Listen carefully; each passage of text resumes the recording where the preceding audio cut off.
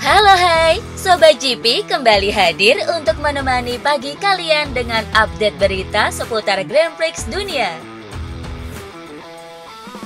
Pengelola Pertamina Mandalika International Circuit mengumumkan penutupan sementara sirkuit bagi masyarakat umum dalam rangka mempersiapkan berbagai fasilitas pendukung jelang MotoGP Indonesia pada akhir bulan ini.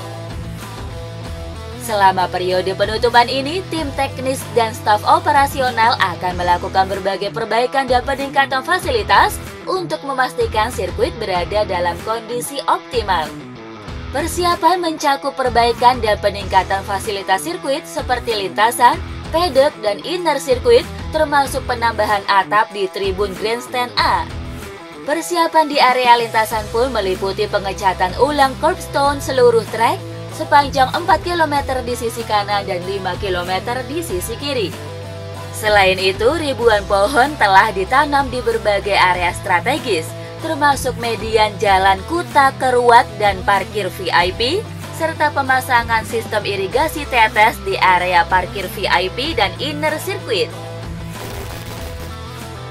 Logistik atau perlengkapan tim-tim peserta MotoGP dijadwalkan bakal tiba di sirkuit Mandalika pada 24 sampai 25 September 2024. Logistik ini akan dikirim ke Indonesia usai menjalani MotoGP Emilia-Romagna di sirkuit Misano 20 sampai 22 September 2024.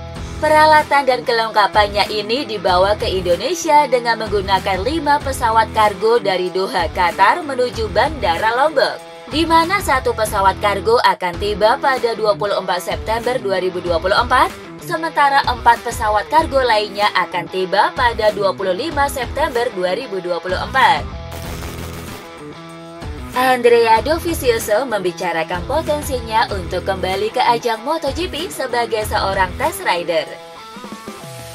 Dovizioso telah memutuskan pensiun dari MotoGP pada pertengahan musim 2022 lalu setelah kesulitan untuk mendapatkan performa terbaiknya bersama tim R&F Yamaha.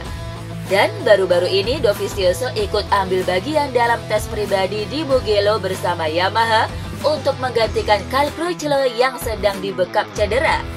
Menariknya, Yamaha seakan puas dengan kinerja Dovi. Alhasil mereka pun kembali menjadwalkan tes lain pada November mendatang. Hal ini jelas memicu rumor tentang kemungkinan Dovi bergabung dengan Yamaha sebagai test rider tahun depan. Dilansir dari Crash, Dovi sendiri mengaku senang bisa ikut terlibat dalam pengembangan Yamaha M1. Namun demikian, rider berjuluk Desmo Dovi ini mengatakan bahwa saat ini belum tepat untuk membicarakan hal tersebut. Fabio Di Giannantonio mengatakan bahwa cedera bahu yang ia derita membutuhkan proses pemulihan yang cukup panjang. Di akhir pekan lalu, Di Gia mengikuti balapan MotoGP San Marino dalam kondisi tidak 100% fit. Meski demikian, rider VR46 ini mampu mengakhiri balapan utama pada hari Minggu di urutan ke-9. Usai balapan, Di Gia kembali merasakan sakit pada area bahunya. Dan setelah melakukan pemeriksaan lebih lanjut, ia disarankan untuk menjalani operasi. Saran dari dokter ini jelas membuat Di Gia bimbang, karena jika memutuskan untuk naik ke meja operasi, ia membutuhkan waktu lama untuk pemulihan. Di sisi lain, MotoGP 2024 hanya tinggal menyisakan 7 seri lagi. Atas alasan itulah, rider bernomor 49 ini pun memilih untuk tidak melakukan operasi dan mengambil risiko cederanya makin parah. Yang terpenting baginya saat ini adalah bisa menyelesaikan musim ini dengan hasil terbaik. Rasa sakit hati Jorge Martin pada Ducati nampaknya belum sepenuhnya hilang. Rider berjuluk Martinator ini merasa tak dianggap lantaran pihak Ducati lebih memilih untuk mempromosikan Marc Marquez ketimbang dirinya. Lebih karena rasa frustasi karena tetap berada di tim ini, bukan karena mereka merekrut Marquez atau memperpanjang kontrak Bastianini. Keputusan itu lebih membuat frustasi setelah berjuang keras, mencoba membuktikan diri kepada seseorang, dan mereka tidak peduli apa yang saya buktikan. Saya merasa lebih frustasi, seperti saya bodoh. Marc Marquez meyakini bahwa Ducati tak akan menggagalkan potensi Jorge Martin dalam perebutan titel juara dunia MotoGP 2024. Seperti diketahui, Jorge Martin akan bergabung ke Aprilia di musim depan. Tak hanya itu, tim Pramac juga akan mengucapkan selamat tinggal pada Ducati di akhir musim ini untuk bergabung ke Yamaha. Dengan fakta tersebut muncul spekulasi bahwa Ducati tak akan memberi dukungan lagi baik untuk Martin maupun Pramac. Namun demikian, The Baby Alliance sendiri menilai bahwa Ducati sangat berkomitmen dan tetap akan membiarkan Pecco Bagnaia dan Jorge Martin bersaing, tidak peduli kenyataannya bahwa Jorge Martin akan pergi ke Aprilia pada tahun 2025. Jika Anda berpikir bahwa Jorge Martin tidak akan menjadi juara dunia karena Ducati tidak mengizinkannya, berarti Anda tidak mengenal daliknya. Dia orang yang menepati janjinya. Ketika saya menandatangani kontrak, dia berkata kepada saya, Anda akan mendapatkan ini dan ini. Dan tidak masalah jika dia memenangkan 1 atau 2 balapan, dia menepati janjinya. Saya mendapatkan hal yang sama seperti GP23 lainnya. FIM berencana untuk menyetujui pembekuan pengembangan mesin MotoGP hingga aturan baru berlaku pada 2027. Ya, pembekuan ini dilakukan mengingat MotoGP akan menghadapi era baru yang mana akan menggunakan mesin berkubikasi 850cc mulai musim 2027 mendatang. Hal ini dimaksudkan agar para pabrikan bisa punya cukup waktu untuk mulai mengembangkan mesin 850cc yang akan mereka pakai nantinya. Karena jika pembekuan ini tidak dilakukan, maka pabrikan dalam 1-2 tahun ke depan dikhawatirkan akan mengembangkan 2 mesin, yakni mesin 1000cc dan 850cc secara bersamaan, yang tentunya akan memakan biaya lebih banyak. Dilansir dari Motorsport, pihak MotoGP kabarnya akan menghomologasi mesin 2025 untuk dipakai juga pada musim 2026.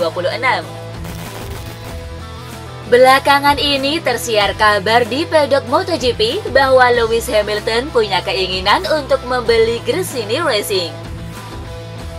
Ya, niatan Hamilton muncul usai ia mendengar kabar Liberty ingin membeli 86% saham Dorna Sports, yakni pemegang hak komersial MotoGP.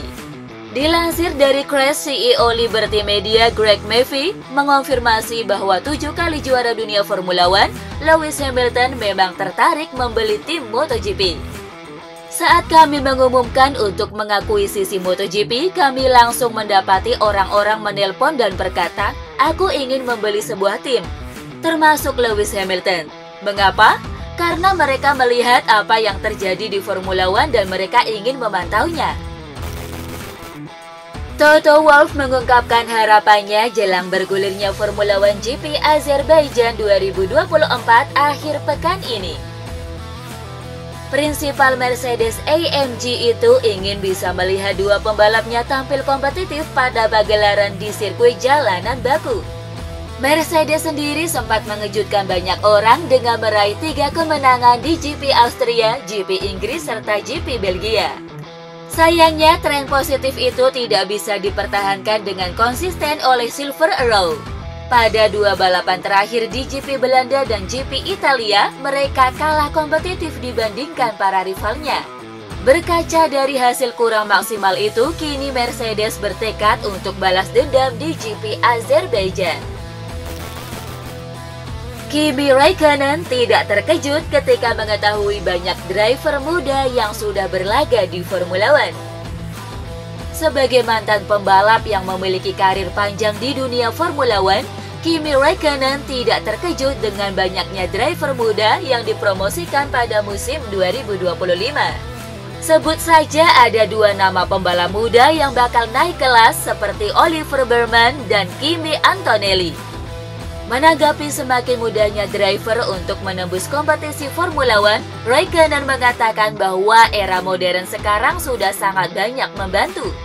Perkembangan teknologi yang canggih membuat banyak simulator bisa digunakan oleh driver untuk mengasah kemampuan.